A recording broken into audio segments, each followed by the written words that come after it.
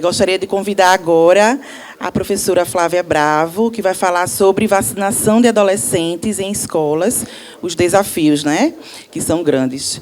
Doutora Flávia é pediatra, diretora da Sociedade Brasileira de Imunização, membro da Comissão de Revisão de Calendários e Consensos da Sociedade Brasileira de Imunização, membro dos grupos de trabalho em imunização da Sociedade de Pediatria do Rio de Janeiro e do CREMEG. Quer atualizar? Não. Tá aí. Pronto. Vamos lá começar a minha apresentação.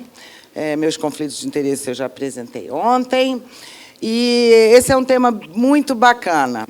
Eu não vou entrar muito no detalhe, porque todo mundo sabe o quanto é válida a estratégia de vacinação em escola. Como ontem várias vezes falaram aqui, a gente tem que ir onde o povo está.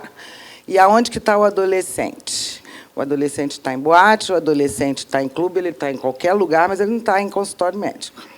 O lugar que você consegue pegar adolescentes de qualquer tribo, porque adolescente ainda tem isso, nem todos são iguais. Eles são indivíduos que se agrupam em tribo, que frequentam lugares diferentes, eles gostam de coisas diferentes, mas para a escola todo mundo vai. Então, já é um princípio básico, a vantagem como estratégia de saúde pública introduzir vacinação escolar. E a gente tem vários exemplos. A própria Organização Mundial da Saúde considera que um programa de saúde escolar ele é um dos investimentos mais custo-benefício em saúde pública que a gente pode ter. Eu vou apresentar, tem muita coisa publicada mesmo. E são vários tipos de programas escolares, na verdade, que a gente pode adotar, e respeitando as características de cada país. O Brasil, que é um país tão diverso, com condições socioeconômicas tão diferentes, com cidades muito diferentes, cada município, cada estado deveria pensar a característica sua, socioeconômica e etc., e pensar em programas diferentes, que, na verdade, não existe só uma fórmula. É claro que existem estratégias. A estratégia principal é o deslocamento, ou, melhor dizendo, a completa falta de diálogo, quando a gente pensa em vacinação pública, né, eu estou falando de campanha aqui, entre as áreas de saúde e educação, o que é bastante compreensível. Outro dia eu faço parte de uns trabalhos aí que a gente tenta juntar secretarias de educação com secretarias de saúde para movimentar estratégias de ampliação de cobertura vacinal. E a pessoa da educação falou o seguinte, que ela anda assim, ó, bem devagarzinho, para não fazer marola. E é isso que o profissional da educação sente. E você adicionar toda a responsabilidade que ele já tem com a educação e dificuldades, e ainda colocar uma questão de saúde ali na escola, isso tem que ser muito bem planejado, muito bem estruturado e muito bem treinado. E eu vou apresentar aqui, vou falar um pouquinho dos principais obstáculos que a gente tem, inclusive em literatura. É claro que, quando você vai investigar em municípios diferentes, vão surgir obstáculos diferentes, desafios diferentes. Mas um básico eu consegui tirar de diversas publicações que eu li, e meta-análises e revisões sistemáticas. Alguns desafios acontecem para todo mundo. Mas, primeiro, as vantagens. O que eu tenho de vantagem quando eu tenho um programa de vacinação escolar, onde eu tenho também uma boa conversa entre a educação e a saúde naquela região, não naquele estado ou naquele município. Eu consigo reduzir custo, porque eu consigo otimizar doses, principalmente se você pensa em campanha. Eu facilito o acesso, eu chego até, né? A gente sabe que acesso é um dificultômetro muito grande, e que colabora muito para as nossas baixas coberturas vacinais. Dessa maneira, eu estou facilitando, e muito, porque eu estou indo aonde está quem precisa ser vacinado. Economia de tempo, as famílias não precisam se deslocar para vacinar seus adolescentes, não tem nem que arrastá-los, né, com dificuldade para um serviço de saúde. Contorna a baixa frequência de serviços, o adolescente não vai a médico. Então, ele não vai ao posto de saúde, ele vai ao ortopedista quando ele tem um acidente, ele vai à emergência se ele está passando mal, as meninas, eventualmente, vão aos ginecologistas quando elas começam a vida sexual delas, e só. Não existe adolescente que vá uma vez por ano para fazer check-up, que é o que a gente faz com as nossas crianças, né? A frequência variando aí de acordo com a idade. Então, com isso, eu permito maiores oportunidades para vacinação e estou indo ali aonde está o adolescente. A Organização Mundial da Saúde tem uma série de publicações, e são recentes, eu achei 2 muito interessantes, e que coloca as principais sugestões, tanto de instalação de programas de vacinação na escola, que podem ser muitos tipos, a depender da necessidade ali do local, os básicos, né, que são sugestões da Organização Mundial da Saúde, são esses: programas de imunização de rotina ou de reforço, ir à escola ou permanecer na escola, e, sobretudo, quando a gente pensa em países como o Reino Unido, onde o sistema de educação e de saúde são mais integrados, eles têm a figura da enfermeira. Escolas privadas aqui no Brasil, às vezes, têm isso, a enfermaria. E usar esse profissional de saúde, que é funcionário da escola, melhora muito o resultado de programas de vacinação.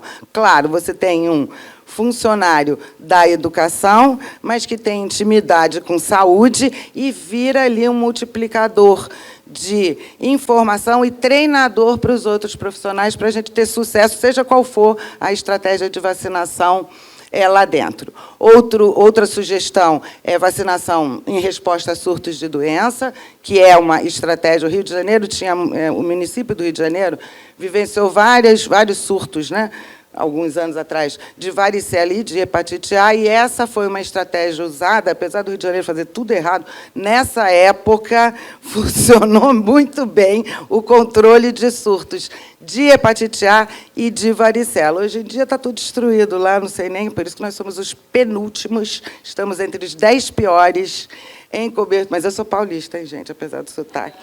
Então, eu gosto bem de deixar claro, que eu não tenho nada a ver com isso. Então, e a outra forma de você levar a vacinação e ampliar a cobertura pontualmente é com campanhas específicas. A gente vai ver uma aqui bem interessante. Então, o que a Organização Mundial da Saúde diz que é preciso compreender esses processos que influenciam qualquer programa que você queira estabelecer, definir as estratégias, fazer um planejamento, uma preparação para ela ter sucesso. Várias publicações, escolhi essas aqui, mas eu escolhi essa brasileira aqui, que eu achei bem interessante. Claro que deu certo, quer dizer, a gente vai ver o resultado aqui. É um projeto muito legal da cidade de Indaiatuba, em São Paulo, uma cidade rica, uma cidade que a educação pública é boa, ao ponto da população-alvo dessa iniciativa, de 9 e 10 anos, 80% estava em escola pública, mais de 80%, ou seja, ainda tem uma educação de qualidade. Só 20% estava na escola privada. Então, eles tinham ali 4.000, quase 5.000 meninos e meninas de 9 a 10 anos, que foi a população-alvo, e eles queriam ampliar a cobertura para HPV. Lembrando que a HPV entrou em 2014, esse projeto começou em 2017, 2018 é que ele foi implementado. Muitos fatores atrapalhadores adiaram o início, mas eles finalmente conseguiram, em 2018, iniciar o projeto, durante 2 meses, aplicando o D1 em todas as... Isso aqui é campanha, né? Em todas as escolas públicas, nessa população, e eles conseguiram aumentar de 16% para 50%, em comparação com o ano anterior, a cobertura nessa faixa etária. Considerando todas as faixas etárias e acumulado, né, em 2018, comparando com 2017, foi uma ampliação de 78% de cobertura vacinal. Então, a gente vê aqui o gráfico, 9 a 10 anos, que foi o foco. Olha o que aconteceu de 2017 para 2018. Isso com a primeira dose, e aí aconteceram, foi no final do ano, um monte de problemas que atrapalharam a continuidade, mas mesmo assim eles continuaram, mas o resultado não foi o mesmo. Lembra que teve greve de caminhoneiro? Teve surto de febre amarela na região, teve casos de sarampo, e os profissionais de saúde, que eram os mesmos, né, que atendem no sistema público de saúde e que estavam sendo deslocados para a escola, não conseguiram dar conta das duas atividades com essa sobrecarga na saúde. Soma-se a isso, greve de caminhoneiro com dificuldade de aporte até de vacina para a cidade. Mas, mesmo assim, eles deram continuidade, e o que aconteceu é que a cobertura, obviamente, caiu para 26% por conta disso aqui. Isso comprova o quê? Que qualquer projeto que você faça, qualquer estratégia, ela tem fragilidades que são incontroláveis, é vulnerável, e, para que você consiga ter sucesso, saber que traz sucesso, a gente sabe, mas a gente tem que... a partir do momento que se estabelece uma estratégia de vacinação, isso tem que ser previsto, isso tem que ser planejado, e não pode impedir a continuidade do programa. Tanto é que a Prefeitura de Indaiatuba, em 2020, estabeleceu uma legislação para tornar permanente, e aí eu não li essa legislação, não deu tempo, mas com regulamentações para ter, prevendo número de funcionários da saúde, ou seja, trazer estabilidade que não foi possível na estrutura anterior. Então, para você ter qualquer programa de sucesso, você vai conseguir aumentar a cobertura vacinal, mas você tem que ter uma estratégia de sustentabilidade da estratégia também, e, para isso, você precisa de uma conversa entre saúde e educação e um desejo governamental. Não basta aquelas boas almas da escola e da Secretaria de Saúde quererem fazer alguma coisa se você não tem apoio nem financeiro e nem estrutural do governo central. Então, as considerações principais são essas, né? Você tem que ter uma liderança que consiga caminhar nos dois setores, tem que ter um planejamento, uma estratégia bem feita e lidar com essas principais, que são esses aqui, e são comuns em toda publicação que você vê, esses são os principais desafios.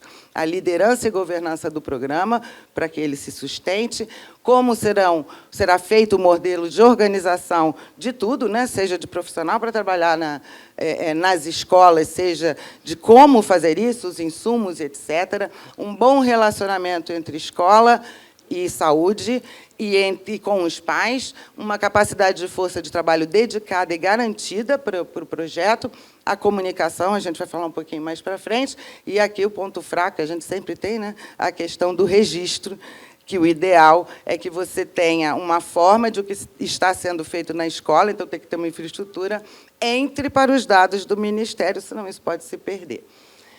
Então, o primeiro desafio é necessário que tenha uma política regional e, de preferência, nacional, estabelecendo metas, o que é que um programa, como é que ele vai acontecer, contextualizado ali, e tem que ser particularizado, porque o Brasil não é igual em todos os lugares. A gente não tem Indaiatuba em todo o Brasil. Indaiatuba, provavelmente, é uma ilha de sucesso num estado, que devem ter outros municípios com uma situação socioeconômica muito pior e que jamais conseguiriam fazer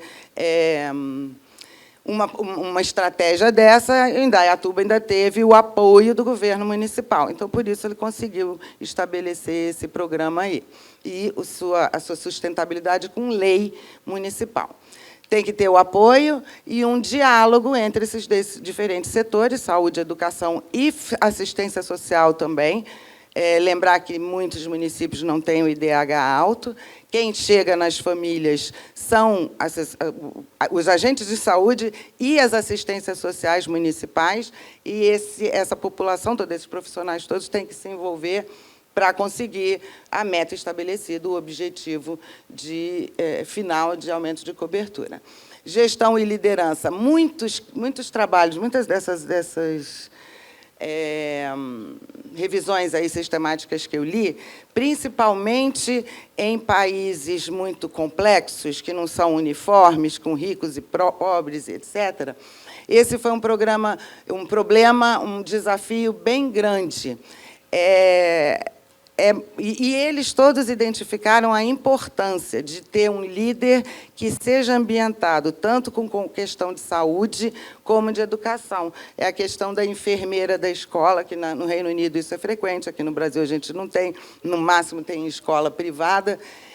Quando existe essa figura, uma pessoa que está ambientada nos dois setores, os programas tendem a ter mais sucesso e essa pessoa tem que se tornar o líder, o interlocutor de todo mundo que está envolvido aí.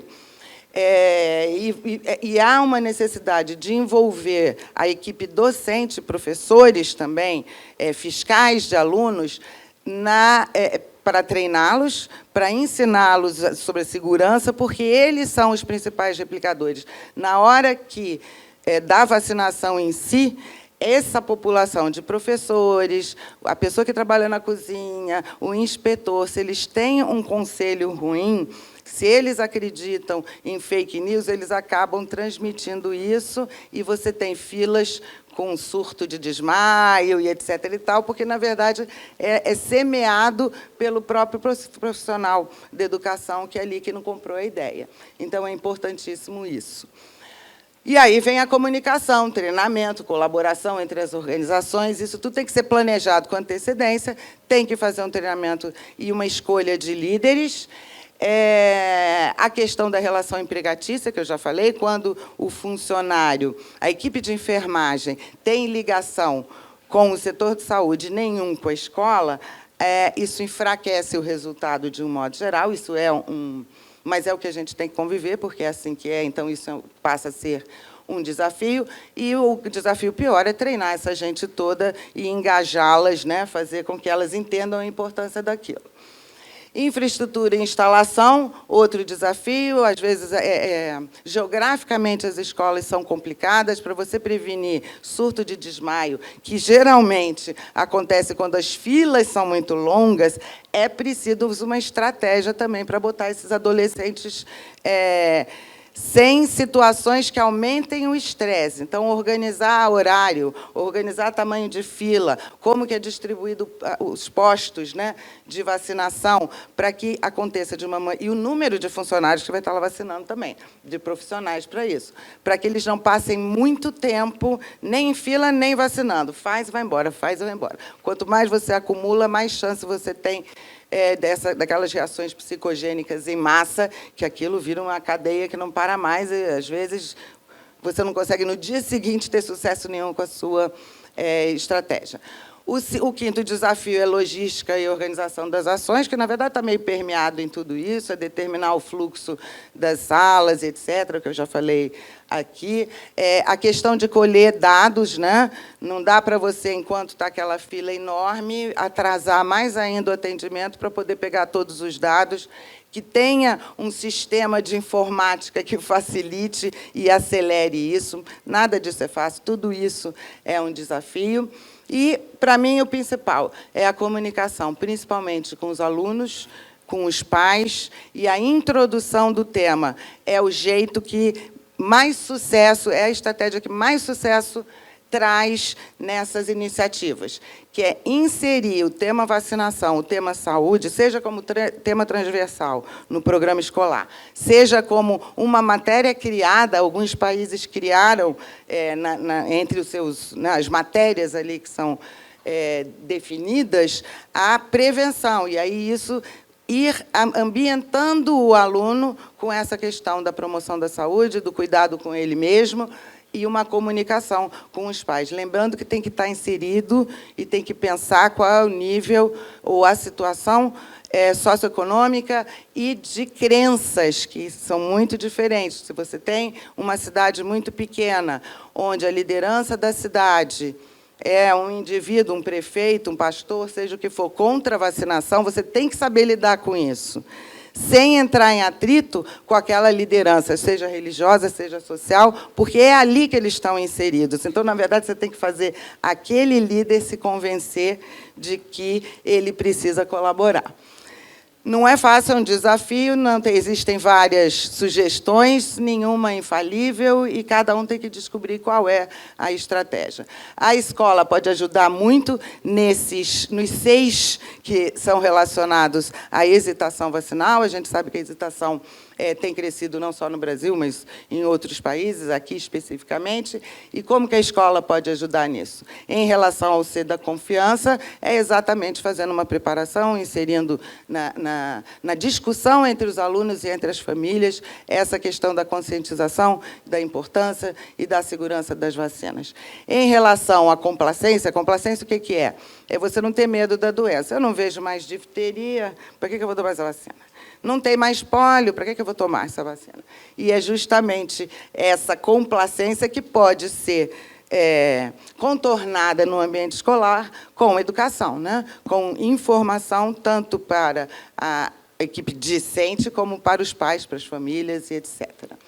Em relação à conveniência, é óbvio, estou indo ali onde eles estão, mais conveniente que isso não pode ser. É claro que eu tenho que criar um ambiente propício para que não aconteçam outros fatores intervenientes que podem atrapalhar tudo, como esses surtos de medo e etc. Conveniência é acesso e, na verdade, no final das contas, é muito mais barato você fazer, eu já vi, fazer na escola do que barato para todo mundo no final, né? O custo dessa vacinação é muito menor. Comunicação, eu já falei, não tem como não pensar. A adesão está ligada a uma boa comunicação. E, para isso, você precisa de tempo. Não é só mandar um papelzinho para a família que está resolvido, que não vai resolver mesmo, não. Então, a escola é entendida pela Organização Mundial da Saúde como um ambiente ideal para você ter acesso à educação e saúde, programas de vacinação, programas de saúde de um modo geral, e criar esse círculo virtuoso da educação em saúde, da boa comunicação, com inclusão nos projetos didáticos da escola, nos conteúdos que aqueles alunos vão trabalhar e tornar esse tema não distante e não assustador, fazendo parte da vida do adolescente, principalmente porque o adolescente não gosta de se sentir, ele quer se sentir a parte do adulto, mas ele tem que sentir que aquele tema é comum à tribo dele. E essa que é um desafio, mas existe como fazer isso. Acreditar que a maioria das famílias responde satisfatoriamente a todas as iniciativas escolares, eles, de modo geral, eles confiam nas escolas, alguns lugares ainda confiam nos serviços de saúde que os atende ali na sua região. A gente precisa acreditar, aproveitar esse histórico que o Brasil tem, está preparado para as intercorrências, que eu já mostrei que às vezes são incontroláveis, uma greve de caminhoneiro, etc. e tal, mas em relação a fake news e comunicação errada, a gente tem como estar preparado para responder, né, a essas ansiedades criadas. E é isso, gente. Passei do tempo, desculpa, mas é um assunto longo.